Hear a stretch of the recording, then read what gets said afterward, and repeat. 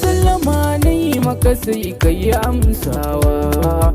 Na zo da kafata banda niyyar cutarwa.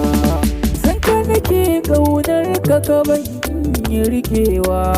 Rayuwa ka shigo na yi niyyar ba ka kulawa. Haka ta ce haka, yarinyar haka ta ce. Bari ki ji alkawar da zuciya take yi dai. Ni ko ɓacin rai nake ba na so ko so dai. In tsallake maza da yawa kika ce ni ne dai. Dokara haƙƙin kigaran shi ya zaman daidai. To ni ma zan saki farin ciki na dindindin.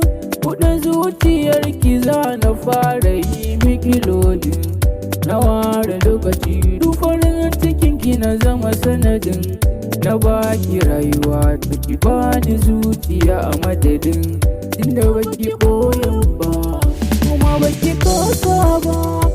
Ki nuna kina so garan baki ga aibu ba. Gashi kin iya wanka bare ki sanyo ba. Dole ne da ki makonar ki na jida.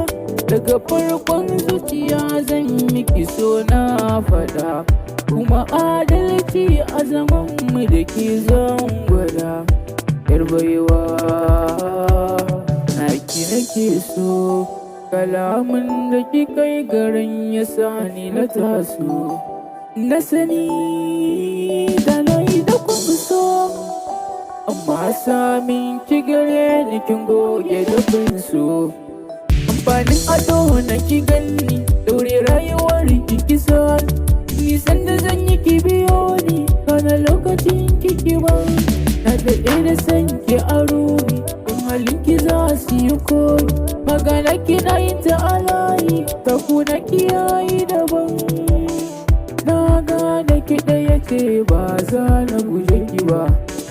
Ni da ke mi zaman da ba za a yi ta makarshi ba. Na gane ki ɗaya ce ba za na guje ki ba. Ni da ke bi zaman da ba za a yi ta makarshi ba.